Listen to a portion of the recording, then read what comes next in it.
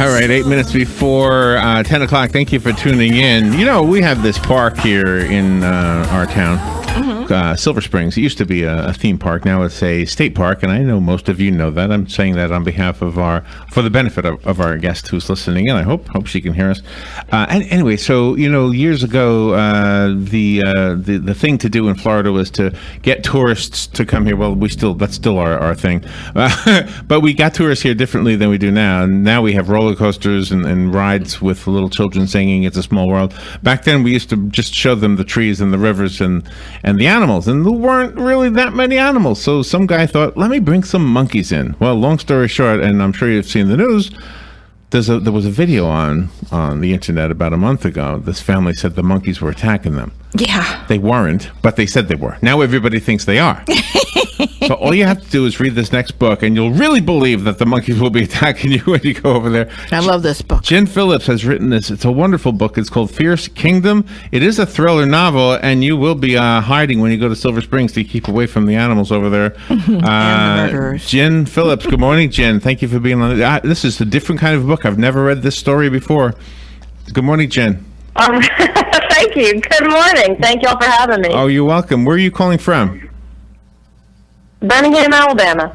Alabama. Wow, nice. Once I came from Alabama with a banjo on my knee. So where did the idea come from? Were you at the zoo one time and you just thought, what would happen if? I was.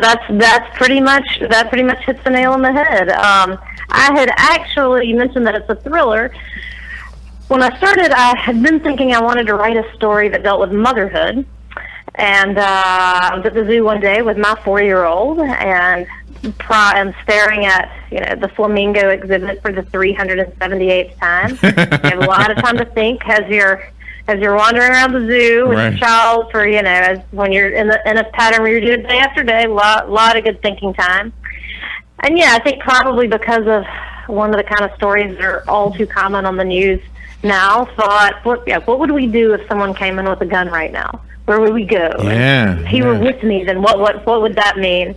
And so that sort of turned into this book, to realizing, well, maybe that's an interesting way to look at motherhood through this really tight focus in a very intense situation. And then it's tightened a little bit more because the whole story plays out within the walls of the zoo. We don't really get a glimpse from anywhere outside of those walls. And it all takes place in 3 hours, from when the first gunshots are fired to when the police finally come into the zoo at the end of the novel. So yeah, it started with just sort of a dark daydream, and then went from there. Isn't that interesting? And what you describe right there, the reaction of a mother in a when you're sensing danger like that, is exactly what all the animals feel too, right? And I think that's what happens. No, I like that. There's something. Right. No, there's something very primal about it, obviously, and that was sort of one of the things I like the idea of exploring. That there's a sort of immense selflessness in motherhood, and then fatherhood as well. That you sort of 24 hours a day decide what you want does not matter that much. I think you're right. Yeah, I'm absolutely But and there's also, sort of the animal nature of it. There's a certain amount of selfishness in that I protect my child, because if something happened to him, it would devastate me. It is your job. Part of what the book plays, right. That you're just that deeply connected. So part of what the book plays with is also the sort of balance between what do I owe to my child and what do I owe to a stranger. That there are other people in the zoo in the course of this book, as well as the mother and son. And with other children, too. It's about the...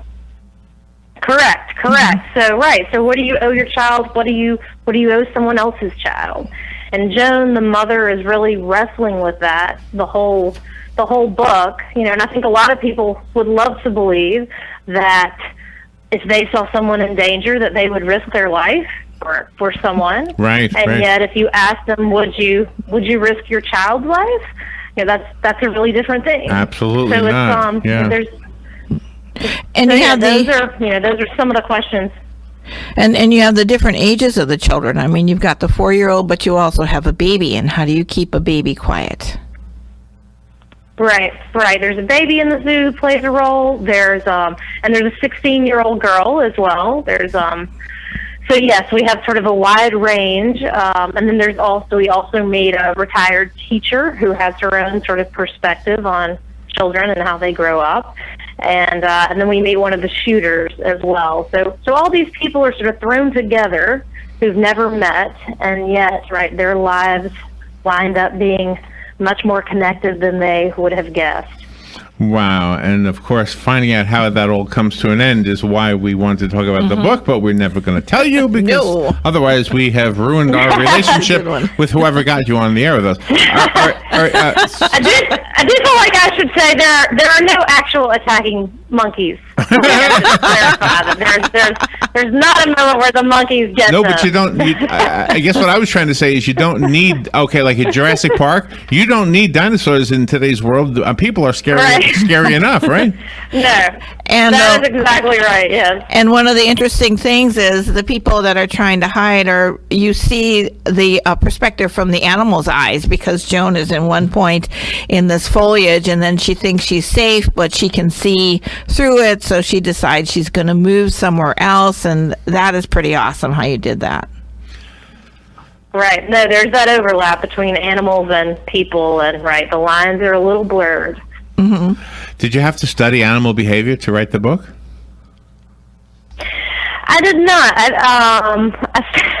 Like I said, I spent a lot of time at the zoo. I read a lot of signs, and I did a little bit of that for a couple of particular animals who we see more up close. I have a copy of. But no, I didn't have to I have a copy of Jen's book. It's called Fierce Kingdom. I have a copy. If you would like the copy that was sent to me, you are welcome to it. I'll leave it on Patsy's desk, and you can come pick it up. The rest of us have to buy it. Jen Phillips is the author. Do we go to your website, jenphillips.com? That is exactly right. I'd love for anybody to go to my website.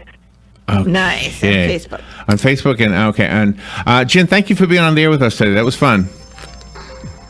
Great. Thanks so much. Breaking up at the end there. We'll take a little break. Be right back.